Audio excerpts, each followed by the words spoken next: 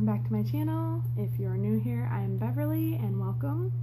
So today I'm actually going to be doing a video that is way different for my channel and a type of video I've never done before, and I'm actually kind of nervous about filming this because it's something totally out of the zone of my channel and something completely new that you guys maybe didn't know that I was interested in. And I actually talked about it yesterday in the video I posted. It is a mysterious death. It's actually 9 mysterious deaths, which by now I'm sure you could probably guess if you're really into conspiracies like I am.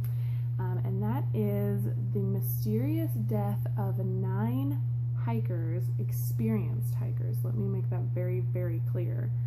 And that is the case of Dyatlov Pass. And I apologize if I am saying this wrong. I really do. And I have like a ton of notes on this, which I already know a lot about it just because it's something that I've been really interested in. And this is the first case I ever really heard that like piqued my interest and like really made me want to do these videos and film these videos. And the research, oh my god, the research took me like 5 hours. Like, there was a lot to like flip through, and there's a lot of information on this, and I'm actually going to link this amazing website below, and it's just called Dyatlov Pass, like .com or something. I don't know, I'll link it below, but it's amazing. They have like all the journal entries. So I just want to throw a disclaimer out there before I begin this video, and that is that I mean absolutely no disrespect to anybody I mentioned in this video, and that all of the opinions I state are my own opinions or conspiracies that I've found online and should not be taken as fact. Now, I am going to be stating facts of the case in this video, and I will be noting all of the places that I found these facts down in the description below, but let's get right into it. This is the case of the death of 9 skiers in Russia's Ural Mountains in 1959, and it today remains an unsolved mystery, meaning they have no idea. I mean, they know physically how these people died, but they don't know why or how it came to be. And it's the case of Dyatlov Pass, and let me just apologize again if I'm saying any of these names wrong. I'm not from Russia, so I don't know if I'm saying these names wrong, but I hope I'm saying them right. So in January of 1959, 9 experienced, and I want to just really reiterate that these are experienced hikers in their 20s. So yes, they're kind of young, but this is actually a hike that they've done before, and I'll get more into that. They actually set off on an expedition across the mountain region of Western Soviet Union, and leading the group was a man named Igor Dyatlov Pass, a 23-year-old man named Igor Dyatlov. And included in the team were 7 men, including Igor, and 2 women. So the plan for the group was to explore the slopes of the Otorten, I'm so sorry if I'm saying this wrong, mountains in the northern part of the Ural range. And I'll try to include some like map pictures in here if I can, for you guys to kind of follow along, I guess. So the group actually originally consisted of 10 hikers, but one hiker by the name of Yuri Yudin actually got sick on January 28th and stayed behind at a village, while the other 9 went on without him. But little did Yuri know that this would actually be the last time he ever saw his friends alive. So going back to January 23rd, the group, 10 at the time, including Yuri, boarded a train from Sverdlovsk to the city of Sarov, and the group arrived at Sarov on the morning of January 24th, and that's where they stayed one night, and then the next morning they got up, they had their coffee and all of that. And there's actually journal entries that you could follow along with on a site that I'm going to link below, which is where I got a lot of my information, and I read the journal entries. I just get chills thinking about this, because reading the journal entries, it's crazy to think that none of these people who were writing these things survived. And they all seemed really excited about this trip. They stayed one night. The next morning they continued the trip to Ivdel, where they then took a bus to Vizay, which I hope I'm saying that right. It's either Vizay or Vizhay. Then on the 26th, a truck actually takes the group into a community called the 41st Settlement. And it was kind of like a small community or like a mining community, something along those lines. And then the following day they hire a sled to take them north to an abandoned mining settlement after that village. And according to the journal entries of the hikers that I read, they defined the 27th as the first day of the actual journey. And this is actually when Yuri left the group due to a sciatic nerve pain in his back. It was so intense that he ended up having to go back to that village that they stayed at before. So then on January 28th, the group, now consisting of 9 hikers, traveled to the Lozva River and ended up spending the night there. And when reading the journal entries, they were talking about how cold it was, but it wasn't like awful.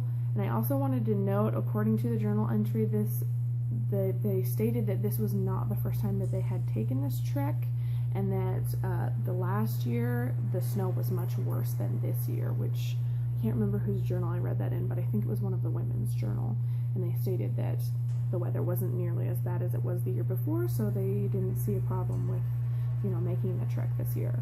And then on January 29th, the group travels from Lozva River and skis. They actually ended up traveling on skis, like walking skis, from the Lozva River, to the Uspia River. I really hope I'm saying this right. Uspia River, where they spend 3 nights, like kind of traveling along the river. So they'd spend a night at one point on the river. The next day they'd get up, pack up their camp, and move as much as possible up the river more.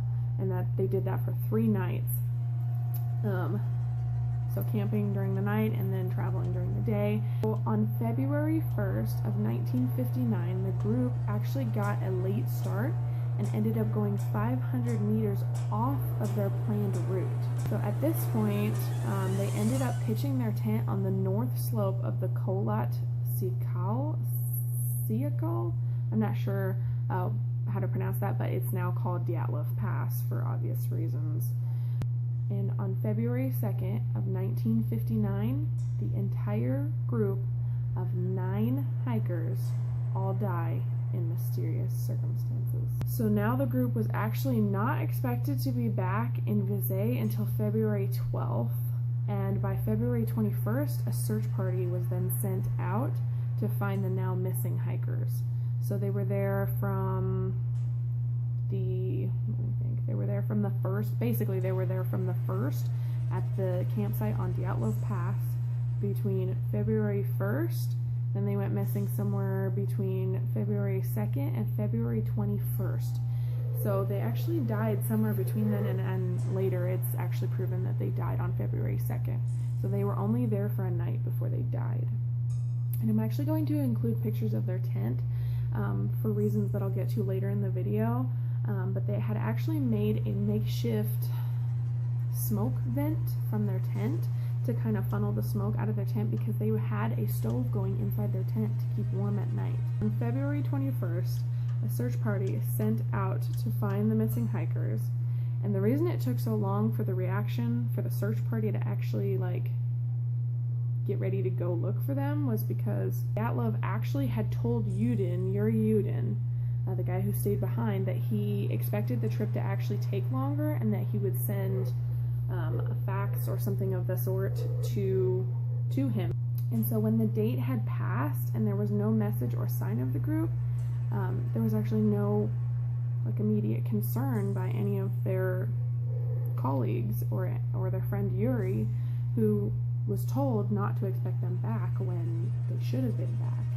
Only when one of the relatives of the missing hikers made a huge fuss, and then the first rescue team was actually banded together and actually went looking for the hikers, which only consisted of volunteer students and teachers.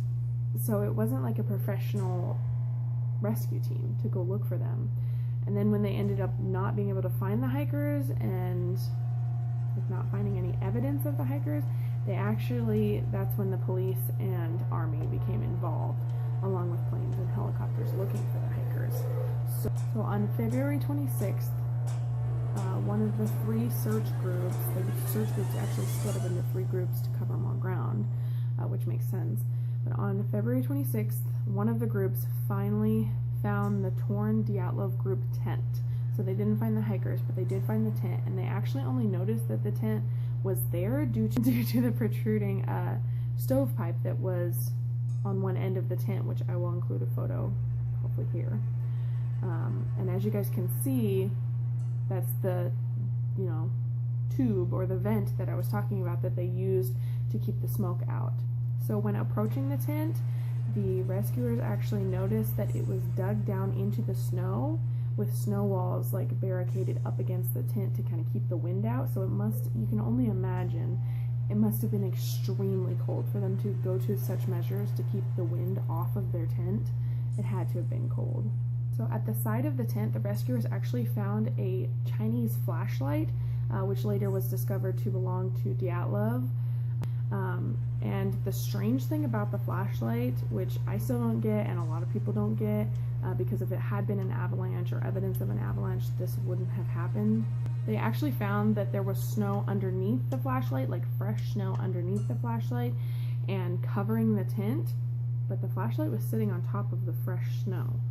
So if Dyatlov had left the flashlight there, which they later discovered when they discovered his body, he'd been dead longer than the flashlight had been left on the ground. So who left the flashlight there? It's just, it gives me chills to think about. The tent was actually covered by approximately 10 centimeters deep of snow, but there was no snow on the flashlight, like I said, so you guys make of that what you will, but I just think that's creepy and kind of wanted to note that in there.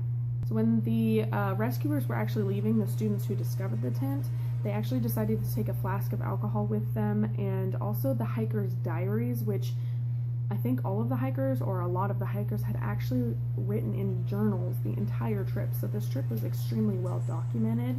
And not only that, but the group itself actually kept a journal and wrote in it together about the trip. So the website that I'm going to link down below, you guys can actually go read all of these journal entries. And let me just tell you, reading them by myself at midnight last night, I was sitting in my living room freaked out. Like, it's just, I don't suggest reading them in the dark alone by yourself. They took these diaries back to the search parties thinking that these hikers were actually alive. And so before I go on, I just want to go into further detail about the hikers' tent, which I'm going to include photos of what it looked like after they had found it and all that. But the sides of the tent were actually cut from the inside of the tent. The inside, cut from the inside out. So it looked like the hikers had panicked and needed to get out of the tent extremely fast. Either that or they had no visibility, which actually I'll get into that later when I talk about the theories. So they couldn't go through the entrance, because if they couldn't see the entrance, how would they get to it to go out of it? Plus there was 9 hikers in one tent, so they had cut the tent from the inside and gotten out, according to forensic evidence, which actually proves that they cut the tent from the inside. Important thing to note about the campsite was that there was actually proof against the possibility of an avalanche, like I said before. And another strange note is that the rescuers had found Dyatlov's coat on the outside of the tent. So why would he get out of the tent in a rush, stop, take off his coat in the snow, leave it at the campsite, and then leave? This just doesn't make sense.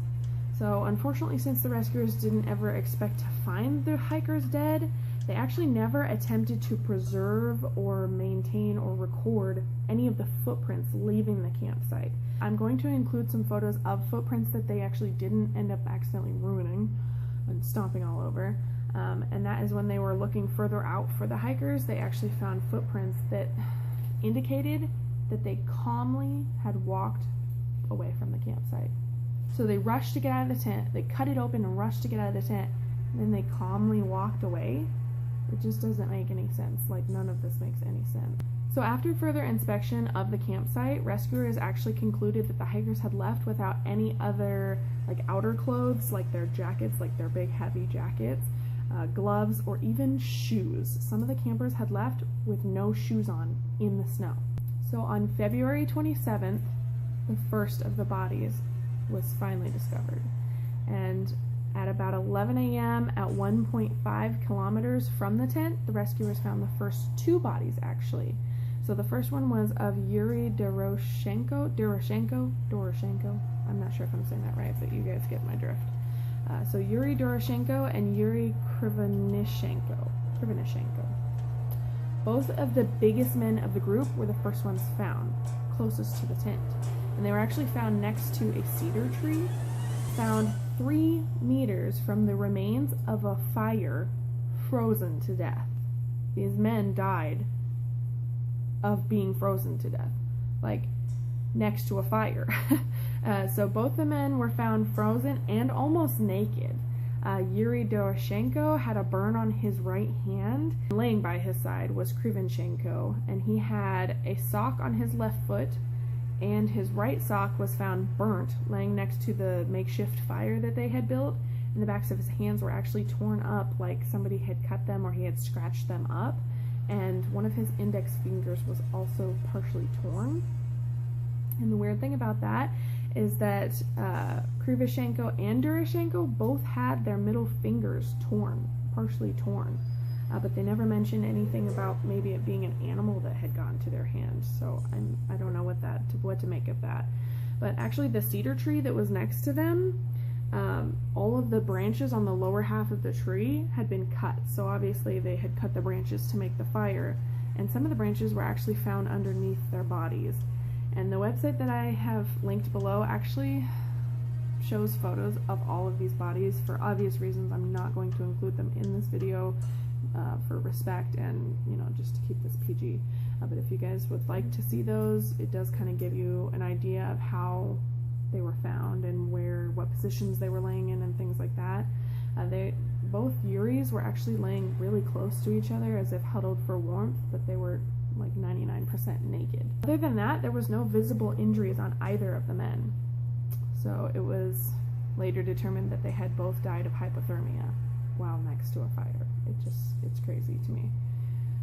So actually Doroshenko had 2 pairs of socks on, and his ear, lips, and nose were all covered in blood when they found him. So, and again, his middle finger was bloody. So the snow surrounding both of the Yuris had been trampled on all around them, so it's actually suggested that maybe more of the hikers were with them originally until they died, and maybe they had stripped their clothing off after they had already passed to use for warmth for themselves, so that maybe they could make it on to wherever they were trying to get to.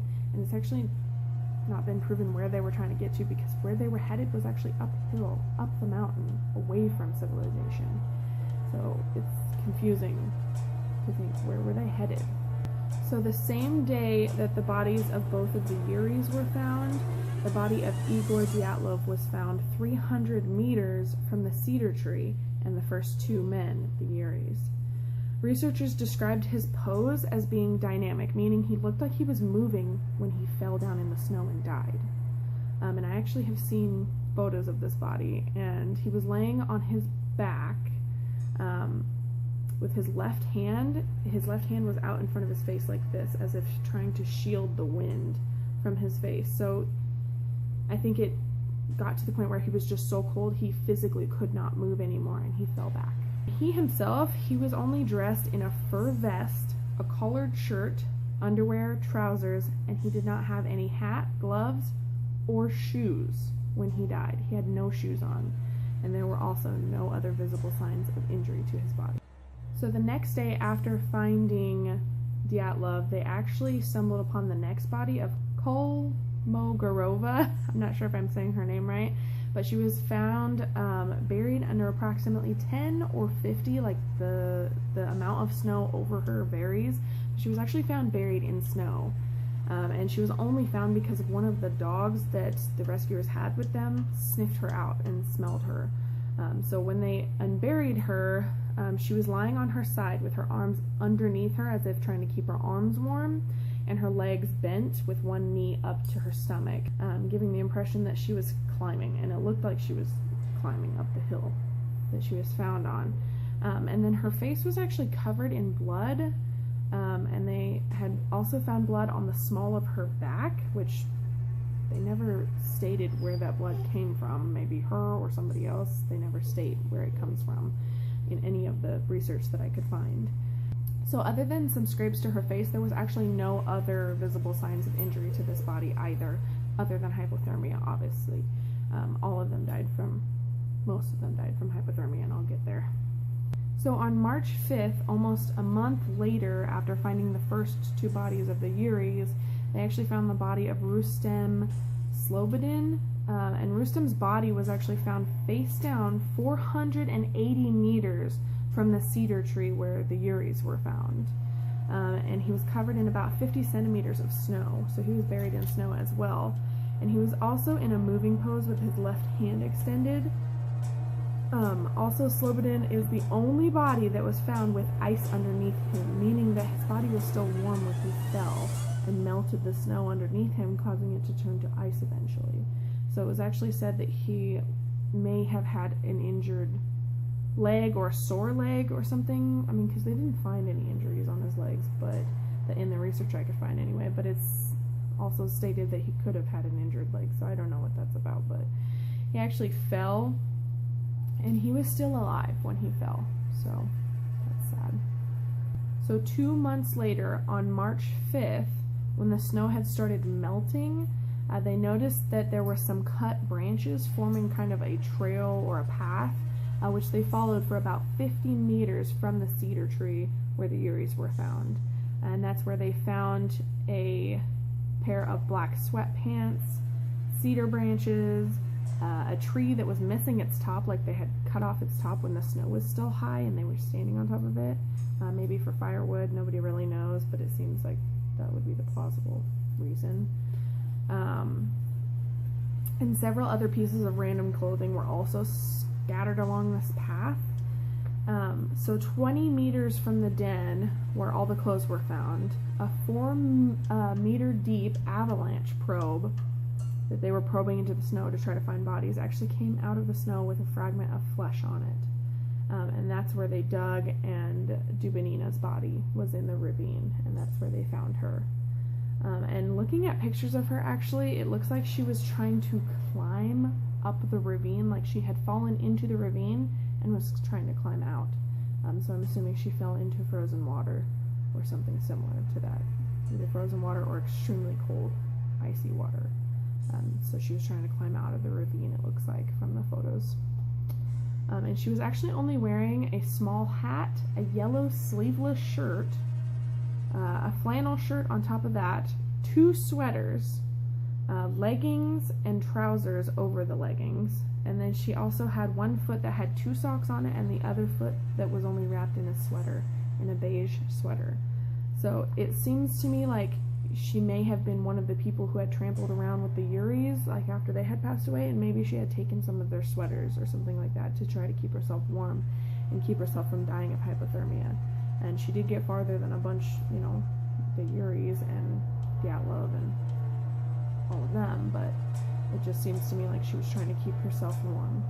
After finding Dubinina, they actually reported that her body was extremely badly decomposed, meaning that she was probably in the water for a while. After autopsy reports were released of all of the bodies, the first 6 bodies were actually found to have no signs of foul play and had all been deemed to die of hypothermia, which makes sense being how cold it was and icy it was.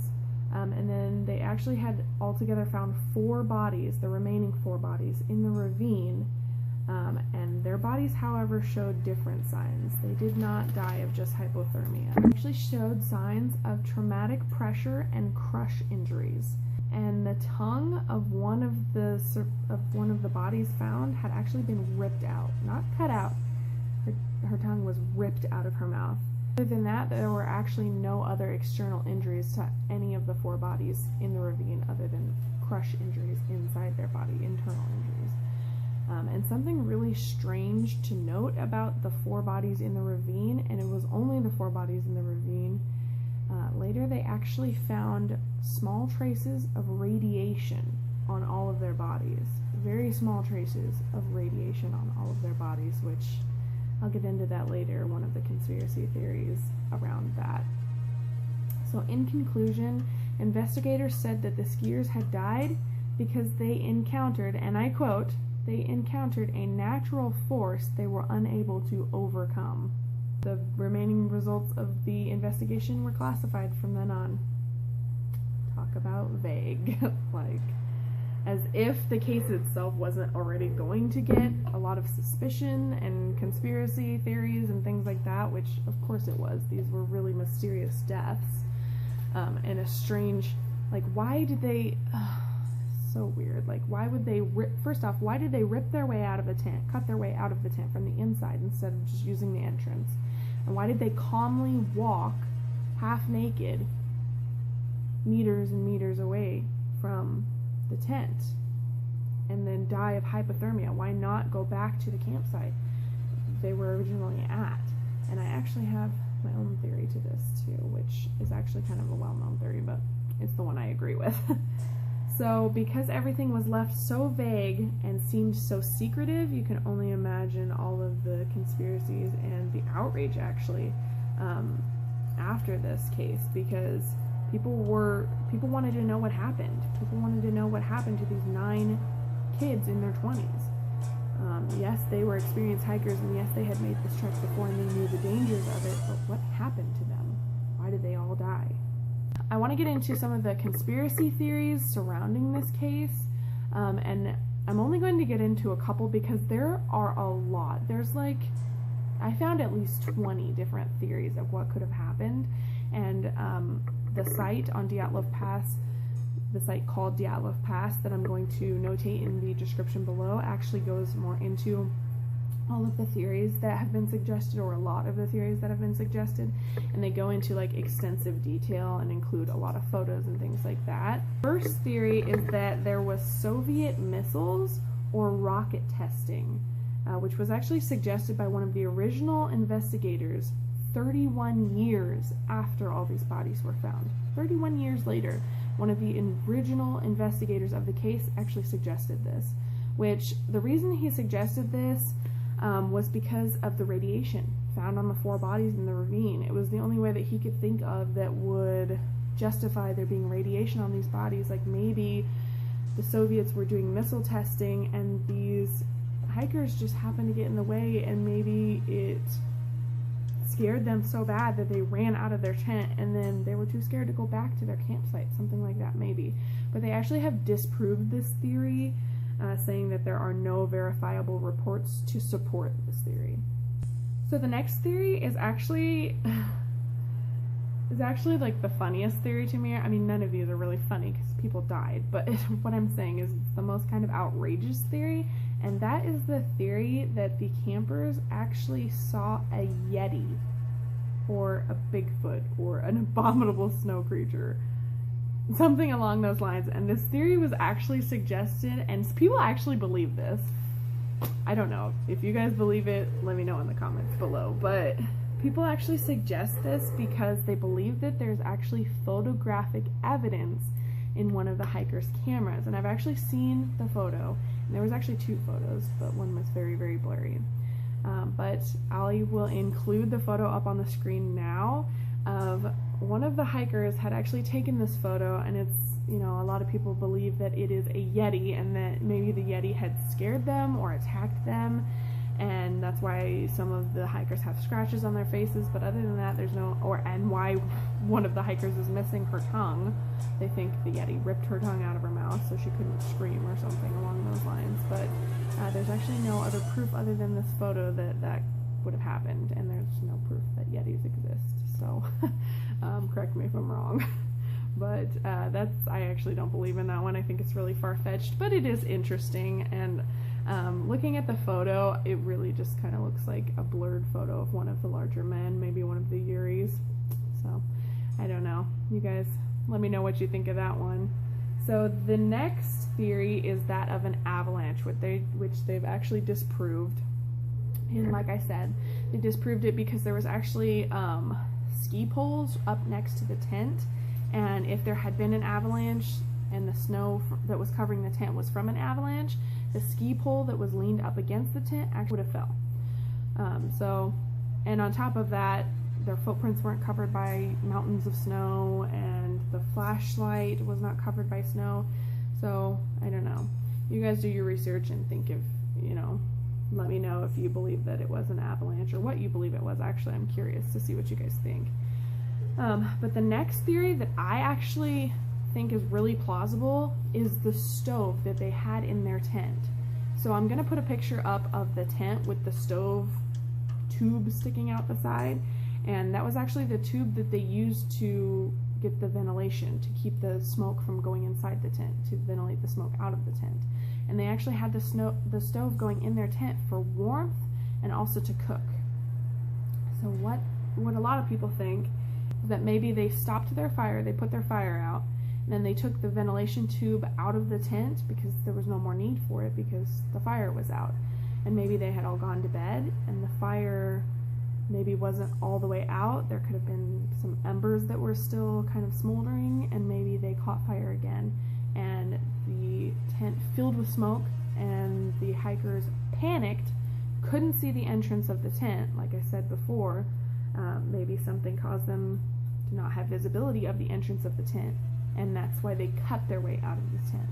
So that actually makes a lot of sense to me, but at this point, I don't understand from that point on, if they cut their way out of their tent, so be it.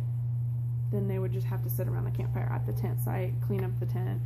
And there's actually also, randomly, let me just throw this in there, there's actually photographic evidence to prove that they had had fire issues along this trip before. In one of the photos, which I'll put up now on the screen, one of the campers is actually pictured in a jacket that looks to have been burnt and had fire damage to it. So maybe they had had issues with fire before this, and just didn't learn their lesson, I guess.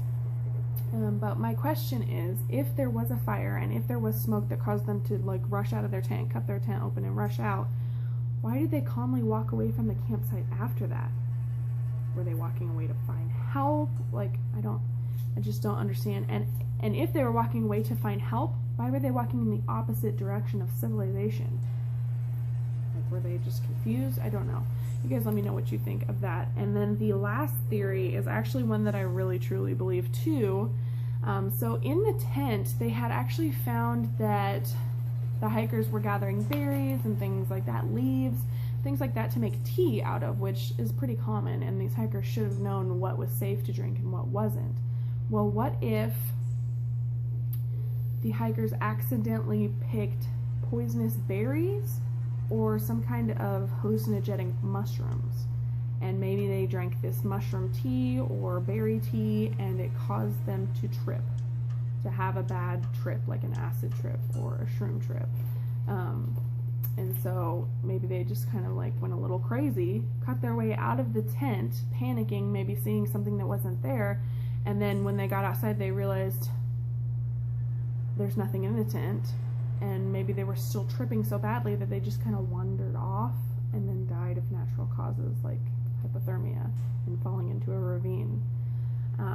And then another thing that I also want to mention at the end of the video that I kind of want your guys' opinions on is the 4 bodies in the ravine. Why were they crushed? If they fell into the ravine, there would have been signs of broken bones and things like that, of course. But crush wounds? Did they fall and maybe... The only thing I can think of is that they fell into the ravine and maybe a small avalanche hit them after they had fallen into the ravine and crushed their bodies with the weight of it, which has been known to happen with avalanches. And then when the snow melted and the rescuers were looking for them, obviously they didn't see the avalanche snow because it had melted off. So that's the only thing I can think of as to why they were crushed. Feel free to leave in the comments below like any opinions that you guys have or any theories that you guys have. I really would love to hear them, and kind of just have a discussion about the case. So as I said in my last video, I also just want to remind you guys that I'm extremely open to any suggestions for cases that you'd like to cover, that you'd like me to cover later on or after this video. even if it's a smaller case, I'd still be willing to cover it. I just really feel like there are no small cases or no small missing persons or anything like that. Everybody deserves to have their case heard, and all of these missing people or murder victims or things like that, anything like that in that realm of things, please feel free to share with me, you guys, because I would love to cover any cases you guys have suggestions for, and I'll do my research to my best knowledge and to the best extent I can. So as always, thank you guys so much for watching, and don't forget to hit that thumbs up button and subscribe. Also, don't forget to hit the bell notification so you can be notified whenever I post a new video. And thank you guys again. I will see you in my next video. Bye!